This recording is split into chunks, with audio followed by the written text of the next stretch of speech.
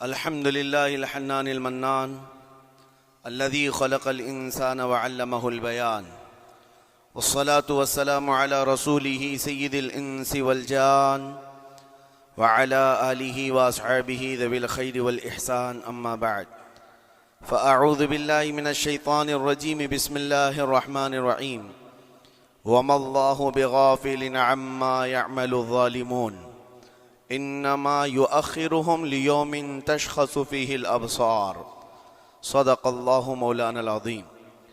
بارگاہ رسالت مواب صلی اللہ تعالی علیہ وسلم میں درود پاک کا ہدیہ پیش کریں۔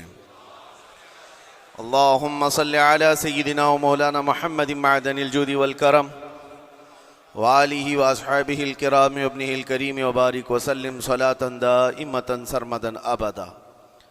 عزیزان گرامی وقار، اللہ کریم کو سب سے زیادہ ناپسند چیز جس کا ذکر قرآن پاک میں بھی ہے وہ ظلم ہے۔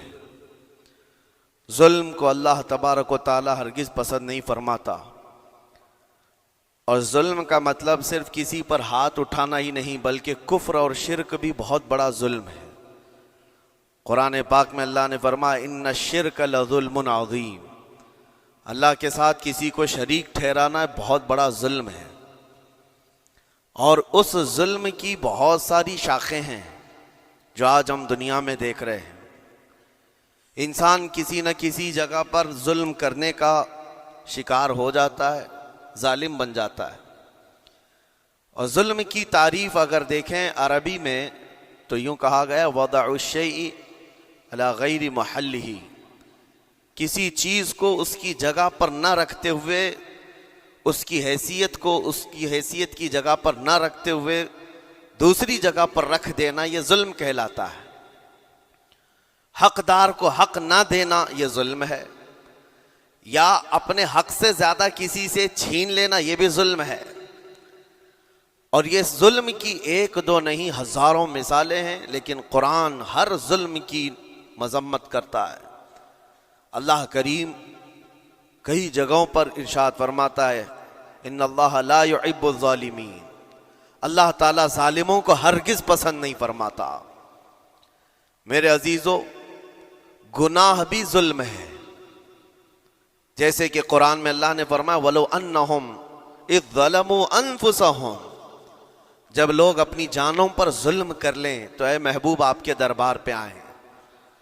یہ جو آیت ہے ظلم کا مطلب کیا ہے؟ انسان جب گناہ کرتا ہے تو وہ اپنے آپ پر ظلم کرتا ہے۔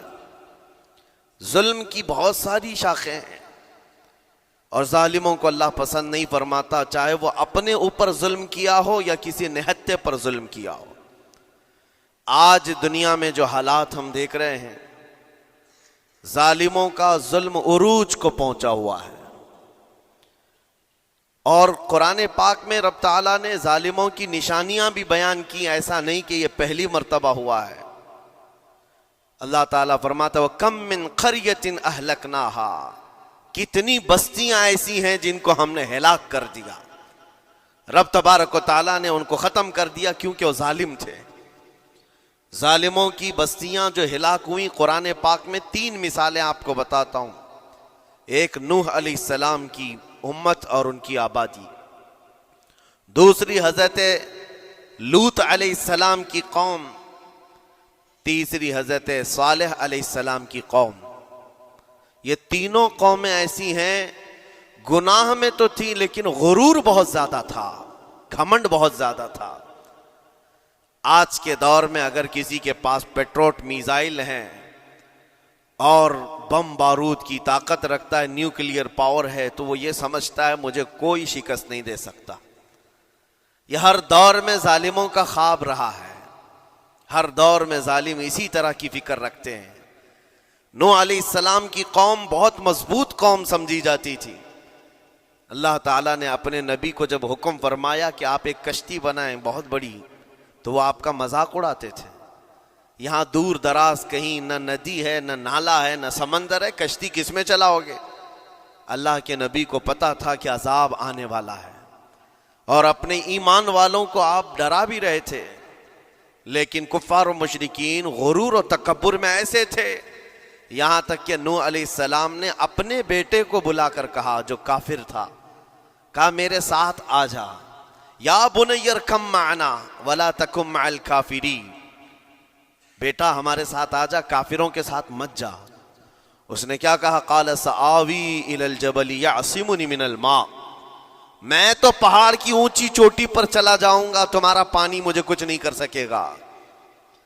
یہ اس وقت ظالموں کا خیال تھا، گمان تھا۔ پھر اللہ تعالیٰ قرآن پاک میں فرماتا ہے وَفَجَّرْنَا الْأَرْضَ عُيُونًا، ہم نے زمینوں کے سارے چشمے پھاڑ دیے، ہر جگہ سے پانی کے سوتے نکلے، اور پھر آسمان کے سارے دروازے کھول دیے۔ فَفَتَحْنَا أَبْوَابَ السَّمَاءِ بِمَاءٍ مُنْهَمِرٍ، اللہ فرماتا ہے آسمان کے سارے دروازے پانی کے کھول دیے، آسمانوں سے پانی اور زمینوں سے پانی۔ فَالْتَقَى الْمَاءُ عَلَى أَمْرٍ قَدْ قُدِرَ، سورہ قمر کی آیتیں ہیں، رب تعالیٰ فرماتا ہے پانی اتنا بڑھ گیا کہ جو رب تبارک و تعالیٰ کی طے کی ہوئی معینہ نشانی تھی وہاں تک جا کر پانی مل گیا، روئے زمین پر کوئی باقی نہ رہا سوائے حضرت نوح علیہ السلام کی کشتی کے، کوئی نہیں باقی رہا۔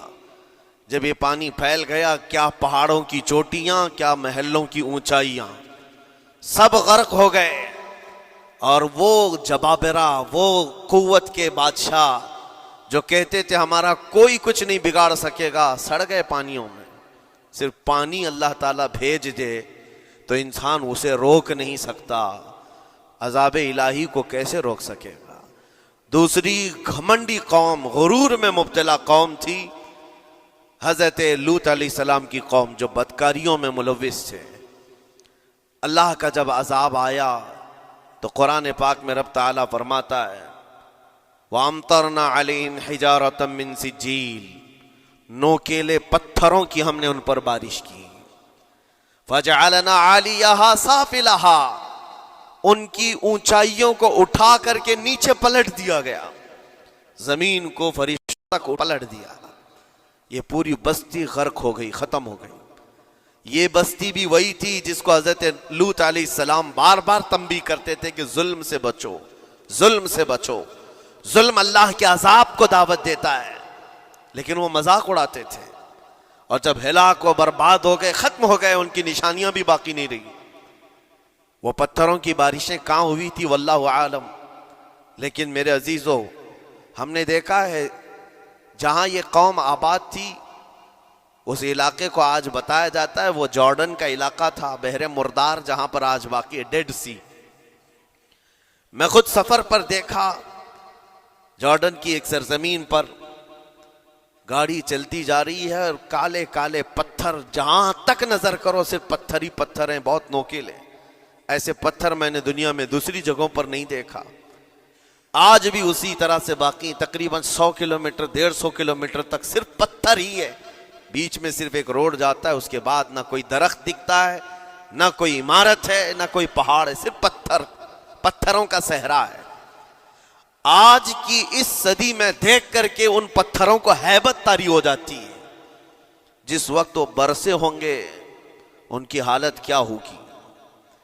اور میں یہ نہیں کہتا بالضبط کہ یہ وہی پتھر ہیں جو برسے تھے، واللہ عالم، لیکن میرے عزیزوں نشانیاں آج بھی عذاب الہی کی موجود ہیں۔ تیسری قوم تھی قوم شعیب اور قوم صالح علیہ السلام، یہ دونوں قوموں کے بارے میں ذکر کرتا ہوں۔ حضرت شعیب علیہ السلام کی قوم صرف ناپ تول میں کمی کرتی اور کفر و شرک بھی کرتے، شعیب علیہ السلام ان کو روکتے تو وہ ان کا بھی مذاق اڑاتے، اور جب عذاب الہی کے آنے کی بات کیا تو جانتے ہیں کیا کہا انہوں نے؟ یہ وہ قوم تھی جو پتھروں کو تراش کر کے گھر بنا لیتے تھے، یعنی پورے کے پورے پہاڑ کو، پتھروں کا جو پہاڑ ہوتا ہے اس کو تراشتے تھے، اور ایک آدمی کا ایک گھر ایک پہاڑ۔ آج کے دور میں ساری بلڈوزر مل کر کے نہیں کر پائیں، مشینیں مل کر نہ کر پائیں، وہ اس وقت کے لوگ بھاری بھرکم تھے، جسامت والے تھے، طاقت والے تھے، جب وہ اپنے رہنے کے لیے ایک پہاڑ کو تراش سکتے تھے۔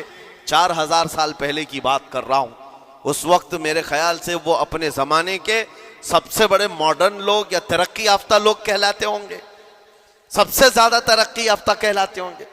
جیسے آج لوگوں کو لگتا ہے رشیا اور امریکہ بہت پہنچے ہوئے ہیں ٹیکنالوجی میں، اس دور کے وہ لوگ سب سے بڑی طاقت کے رکھنے والے تھے.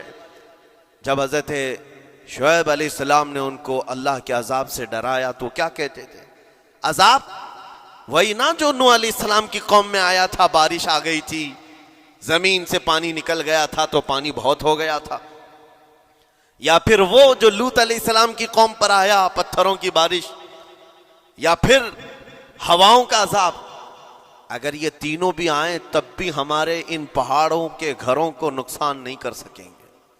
ان کا اتنا غرور تھا. اگر پانی بھی آ جائے سمندروں کا، یا ہوا بھی تیز چلے، یا پتھروں کی بارش ہو، ہم تو بہت محفوظ قلعوں میں ہیں.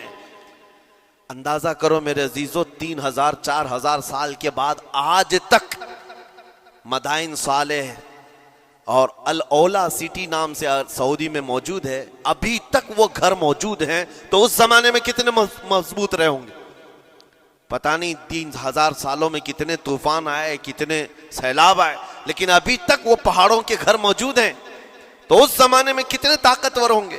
ان کا نشہ آسمان پر تھا، غرور چڑھ کر کے بول رہا تھا. کہتے تھے کہ اگر اس طرح کے عذابات آ بھی گئے تو ہمارا کچھ نقصان نہیں ہوگا. کون سا؟ نوح علیہ السلام کی قوم کا عذاب آ جائے، لوط علیہ السلام کی قوم کا عذاب آ جائے، یا پھر شعیب علیہ السلام کی قوم کا عذاب آ جائے. یہ صالح علیہ السلام کی قوم کی بات کر رہا ہوں. تو پھر ہوا کیا؟ اللہ کے نبیوں نے انہیں ڈرایا اللہ کے عذاب سے. باز آ جاؤ، اللہ وحدہ لا شریک کی طرف جھک جاؤ. وہ اکڑ تھی، غرور تھا کہ نبیوں کا مذاق کرتے. پھر ہوا کیا؟ قرآن کہتا ہے صرف ایک فرشتے کو اللہ تعالیٰ نے زمین پر اتارا، ایک فرشتے کو اتارا، اور اس کے بعد اس فرشتے نے ایک چنگھاڑ لگائی، ایک آواز کی. ایک آواز، صرف فرشتے کی ایک آواز ایسی تھی کہ جتنے اپنے مضبوط قلعوں میں گھروں میں موجود تھے، اس آواز کی ہیبت سے ان کا بھیجا کانوں سے باہر نکل آیا تھا. اور صبح کے وقت جب اس بستی میں جا کر کے دیکھیں تو سب کے سب اوندھے منہ گرے ہوئے تھے، ایک بھی اس میں سے بچا ہوا نہیں تھا. نہ نوح علیہ السلام کا طوفان آیا، نہ لوط علیہ السلام کی قوم پر برسنے والے پتھروں کا عذاب آیا، نہ ہی ہوائیں چلائی گئیں. ایک فرشتے کو بھیج کر رب تعالیٰ نے اپنی قدرت کا مظاہرہ فرمایا. اللہ کے کروڑوں اربوں لا تعداد فرشتے ہیں، ایک فرشتے کی طاقت ایسی ہے کہ اگر وہ اپنی آواز نکالے تو تمہارے کانوں سے بھیجا باہر نکل آئے. اللہ وحدہ لا شریک، وہ حی و قیوم کل بھی تھا اور آج بھی ہے. وہ رب ذوالجلال حی و قیوم ہے، طاقتور ہے اور ہمیشہ رہے گا. اور رب تبارک و تعالیٰ نے قرآن پاک میں فرمایا، آپ یہ آیت تقریباً 3 جگہ قرآن میں آئی، وَإِذْ نَجَّيْنَاكُمْ مِنْ آلِ فِرْعَوْنَ يَسُومُونَكُمْ سُوءَ الْعَذَابِ يُذَبِّحُونَ أَبْنَاءَكُمْ وَيَسْتَحْيُونَ نِسَاءَكُمْ وَفِي ذَلِكُمْ بَلَاءٌ مِّن رَبِّكُمْ عَظِيمٌ. رب تعالیٰ فرماتا ہے یاد کرو فرعونیوں کے عذاب سے اللہ نے تم کو نجات دی. یہ بنی اسرائیل کو کہا جا رہا ہے کہ فرعونیوں کے عذاب سے، کہ فرعون اور اس کے لشکری اس قدر سخت سزائیں دیتے تھے موسیٰ علیہ السلام کی قوم پر، ایمان والوں پر، بنی اسرائیل پر. اللہ فرماتا ان سے نجات دیا رب تعالیٰ نے، لیکن وہ کرتے کیا تھے؟ بنی اسرائیل میں ایک بھی بچہ پیدا ہو جائے اسے ذبح کر دیتے تھے. فرعون کے لشکریوں نے ایک سال میں 12,000 بچوں کو قتل کیا ہے، 12,000 بچوں کو ذبح کر دیا ہے.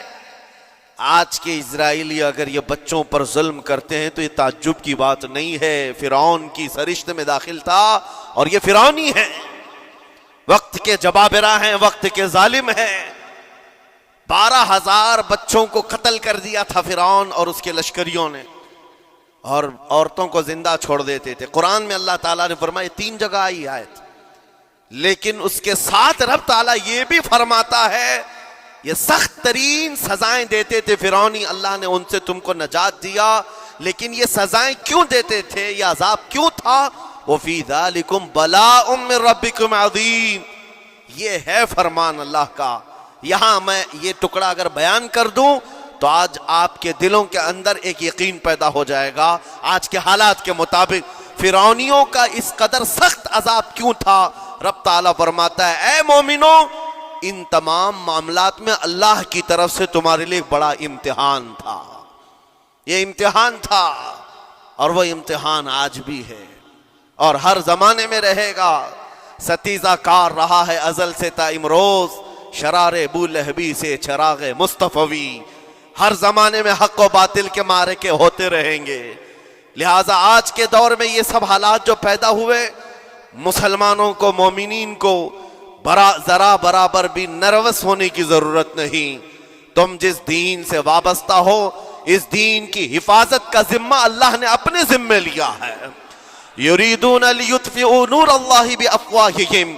قرآن میں اللہ فرماتا ہے کفار و مشرکین اپنے منہ کے پھونکوں سے اللہ کے اس چراغ کو بجھانا چاہتے ہیں، اللہ اپنے اس چراغ کو مکمل کر کے رہے گا. یہ اسلام نور الہی ہے، اللہ کا نور ہے.